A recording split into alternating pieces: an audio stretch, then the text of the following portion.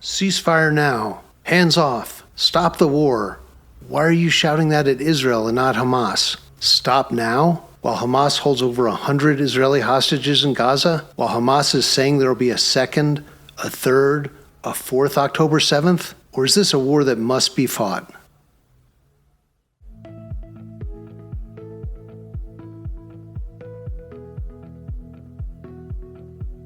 Welcome back, and thank you for wanting to know the facts and the truth.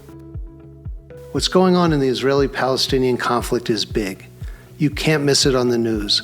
You can't miss it on college campuses, and you really can't miss it online. But what are the facts?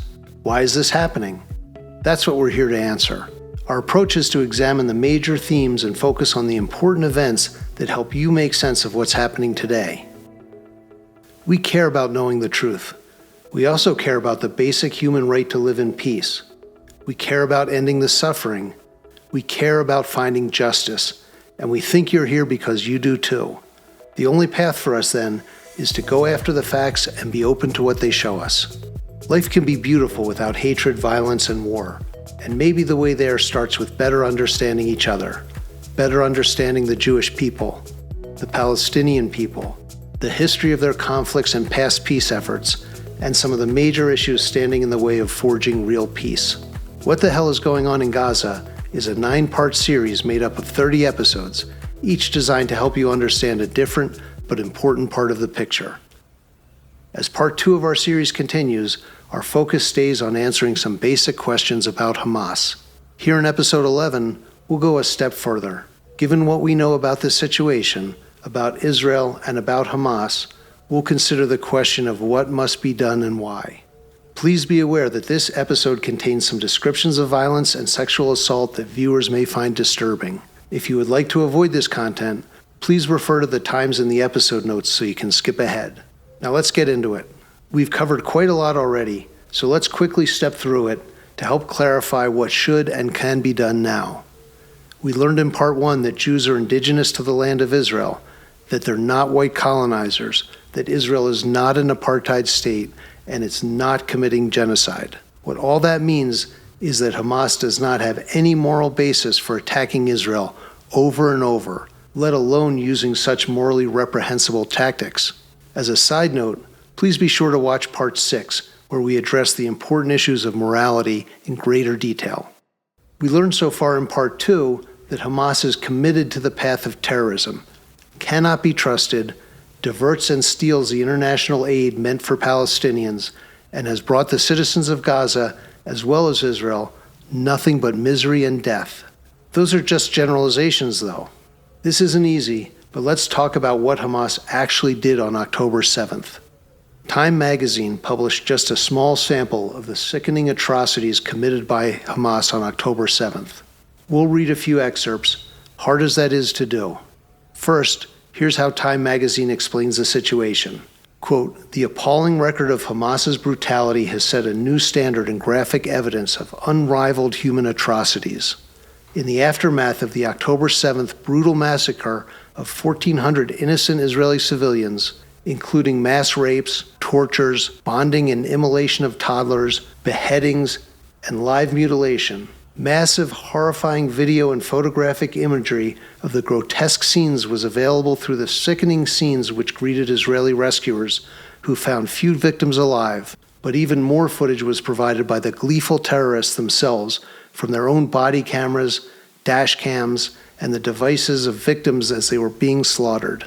Then some of the horrifying scenes are reported. It's awful, but we need to hear it to understand who and what Israel is facing here." Quote, "The first victim said she saw a young woman with copper-colored hair, blood running down her back, pants pushed down to her knees. One man pulled her by the hair and made her bend over. Another penetrated her," Sapir said, "and every time she flinched, he plunged a knife into her back." Here's another excerpt. Quote, "She said she then watched another woman, shredded into pieces. While one terrorist raped her, she said, another pulled out a box cutter and sliced off her breast. One continues to rape her, the other throws her breast to someone else." The New York Times conducted an in-depth investigation into Hamas's crimes and found what they called, quote, "a pattern of rape, mutilation, and extreme brutality against women in the attacks on Israel. We'll read a few excerpts from their report. Quote, "The Times interviewed several soldiers and volunteer medics who together described finding more than 30 bodies of women and girls in and around the rave site and in 2 kibbutzim in a similar state as Miss Abdush's. Legs spread, clothes torn off, signs of abuse in their genital areas. The Times viewed photographs of one woman's corpse that emergency responders discovered in the rubble of a besieged kibbutz with dozens of nails driven into her thighs and groin. The Times also viewed a video provided by the Israeli military showing 2 dead Israeli soldiers at a base near Gaza who appeared to have been shot directly in their vaginas. The Media Line reported on Hamas's crimes as well, writing, quote, "Evidence on display at Israel's Forensic Pathology Center confirms Hamas's atrocities. The excerpts that follow are perhaps the most disturbing, but please do listen. Quote, the proportion of bodies we've received who are charred is high," Kugel explained. "Many have gunshot wounds in their hands, showing they put their hands up to their faces in defense. Many were burned alive in their homes. We know they were burned alive because there is soot in their trachea, their throats, meaning they were still breathing when set on fire." Kugel also explained that the age range of the victims spans from 3 months to 80 or 90 years old. Many bodies, including those of babies, are without heads. Think for a minute what America would do in Israel's situation. If America was invaded, our citizens raped, tortured, and murdered, and many taken as hostage back to the perpetrator's land, if the perpetrator had attacked over and over in the past and now swore to attack again and again in the future, if the perpetrator still held our people hostage, including girls and small children, if no one else would stop the perpetrator, if the perpetrator was emboldened by the world refusing to condemn them, if a ceasefire allowed the perpetrator to rest, regroup, rearm, and strengthen its defenses, America wouldn't agree to a ceasefire. America would destroy this enemy. Any country would. Remember when al-Qaeda attacked America on 9/11? The U.S. went to war in Afghanistan to fight al-Qaeda and the Taliban. Remember when ISIS brutally fought to establish an Islamic caliphate in Iraq, Syria, and across the Middle East, committing hideous atrocities against Yazidis, Christians, Shia Muslims, and others? U.S., Iraqi, and Kurdish forces pounded them. Everyone should agree that war is terrible, but sometimes you have to fight. George Orwell, famous for writing Animal Farm in 1984, lived through 2 world wars and understood that certain ideologies must be defeated. He summed it up with the words, quote, "War is evil, but it is often the lesser evil. Hamas too must be defeated. Hamas has promised to keep attacking. Hamas rejects Israel's right to exist. Israel has no choice but to fight Hamas. It is quite literally the only thing to be done. Even if Israel didn't want to fight Hamas, Hamas has promised that it will fight Israel. Quote, we will repeat October 7th attacks again and again. We will never recognize the usurper Zionist government and will continue our jihad-like movement until the liberation of Jerusalem."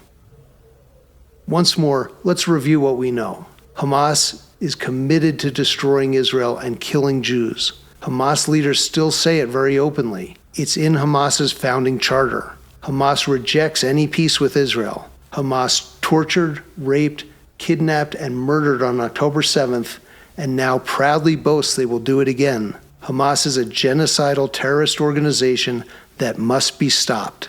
Israel's challenge is more than just making sure that what happened on October 7th will never happen again. They have to make sure that the ambitions Hamas has been so clear about can't ever be realized. And there is truly only one way to do that.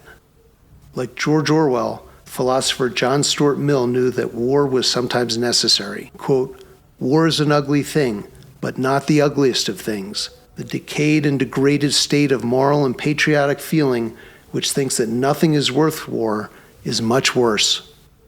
It might be easy for those whose safety and survival are not threatened, who aren't under constant attack, to believe that the ugliness of war is too much, but they're wrong.